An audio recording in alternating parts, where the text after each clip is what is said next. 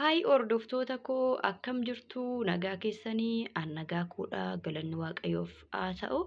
Egaan har'as deebi'ee dhufeetan jira jechuudha. Warroonni chaanaala koof haaraa taatan please chaanaala koo subscribe gochuun maatiin haftaa. Warroonni maatiin haftaatan immoo ulfaadhaa galatooma.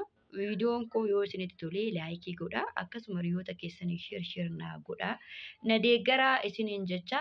Har'as immoo waan haaraa tokko fidee dhufe jechuudha. Kan argaa jirtan kun killeedha jechuudha. Killee xiqqoo killee naannatti gatiin isaa xiqqoo gadi bu'ee jira jechuudha. Maaliif yoo jettanii ayyaana fuula duraatiif jechuudha. Amma yeroo kanatti coomii xiqqoo wayiitu jira. Sanumaan wal qabatee jechuudha. Killeen rakasee jira jechuudha. Yeroo duraa jechuudha killeen suuqarratti killeen tokkittiin qarshii 20 jechuudha. Iddoo tokko tokkotti dhagaa 25 fa'aa jecha turanii jechuudha. Yeroo dura amma garuu xiqqoo xoominis waan jiruufi gadi rakastee jirti immoo jechuudha. Amma meeqatti gadi bu'e yoo jettan naannoo qarshii 16 jechuudha tokkittiin. Duraan 20 amma gabaamatti gadi bu'e jechuudha. 16tti gadi bu'e. Amma immoo ani maal gochaan jira? Ayyaana fuula duratti dhufaa jirutti gurgura jedhee killee akkatti walitti qabe jechuudha. Killeen kun baay'eedha.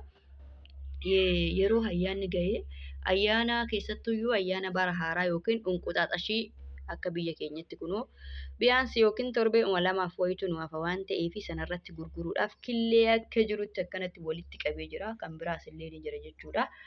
Egaa yeroo tokko tokko hojii tokko qofa qabannee taa'uun sirrii miti jechuudha. Wanta humni keenya danda'u wanta nu baasa jennee wanti kun bu'a qabeessa jennee yaanu tokko hojjechuudha socho'uudha jechuudha.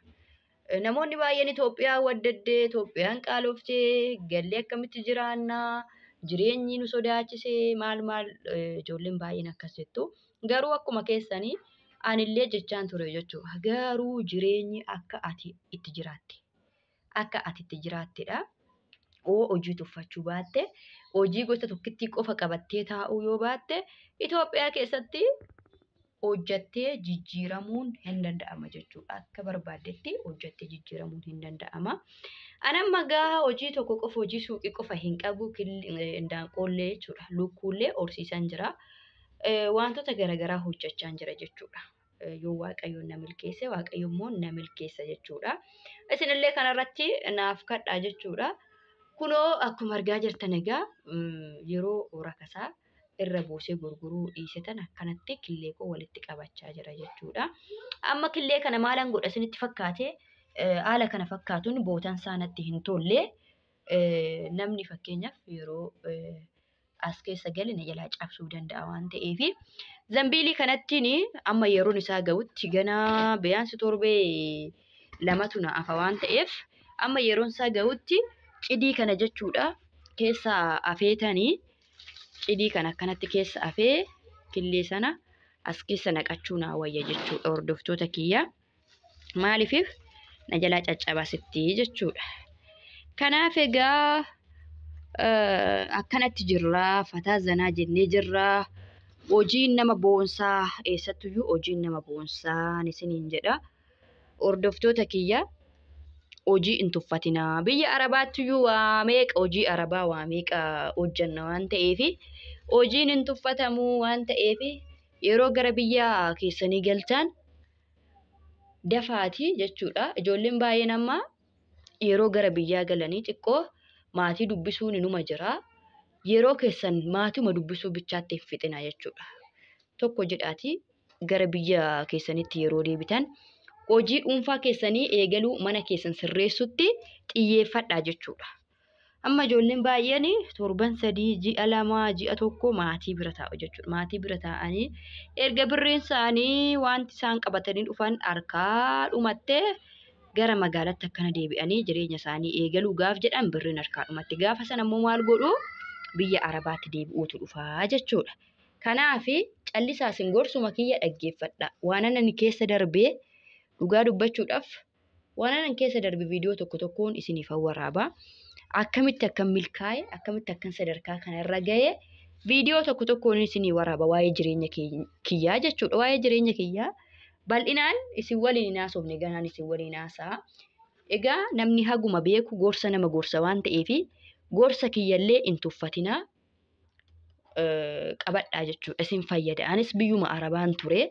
Biyya Arabaatti hojjedhee dadhabee biyya kootti immoo yeroo deebi'utti akkamitti dafee milkaa'e akkamittiin dafee gara gaa'ilaatti seenee akkamittiin mana koo sirreessee waa hundaa waa baay'ee of keessaa qaba jechuudha. Kanaaf inni guddaan maallaqa keessan biyya Arabaatti hojjetattan walitti qabadha. Harka keessanitti qabadha. Amma fakkeenyaaf gargaarsi har'aa boru maatii gargaartan jechuudha. Inni deebi'ee mataa keessan irratti oddoon inni miidhaa isinirraan geessisu hin jira. Maatii keessan hin gargaarinaa jechuu osoo hin taane karoora baafadhaa. Akkamitti akka maatii keessan gargaartan karoora baafadhaati gargaara malee maatiuma keessan namni kamuu Itoophiyaa keessatti jechuudha rakkoon dhabu. Yeroo hundumaa rakkoo sitti himu malee nu ga'ee birriin nuun erginii siin jedhan. Waanan keessa darbeef anis waan ta'eef kanaaf isin immoo maal gochuu qabdu ofirratti xiyyeeffachuu. Fakkeenyaaf har'a lafa tokko bitattanii jechuudha.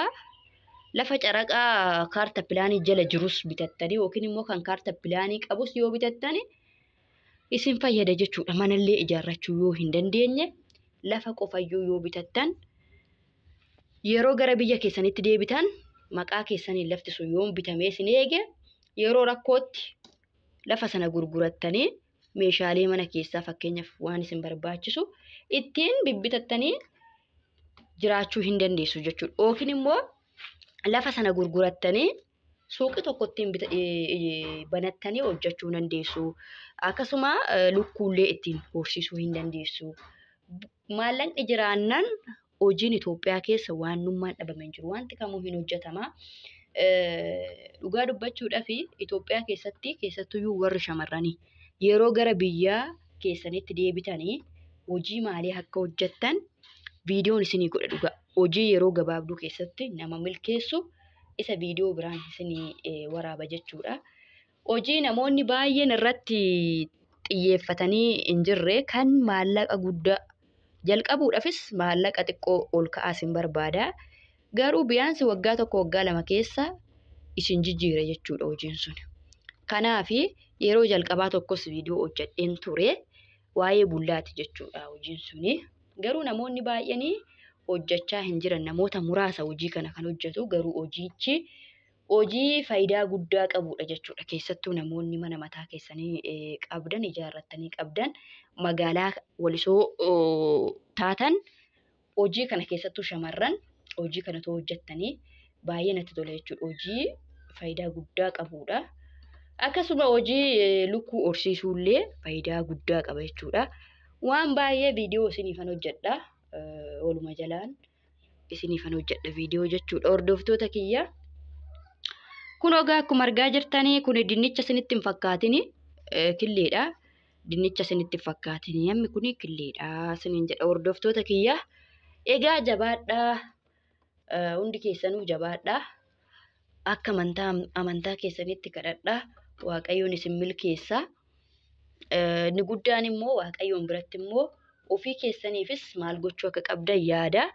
Biyya kootti yeroo deebi'e maalan hojjedhaa jireenya akkamiin jiraadhaa kan jedhu yaada itti karoorsa. Isa karoorsitan immoo waan isiniif guutan isiniin jedha hordoftoota kiyya.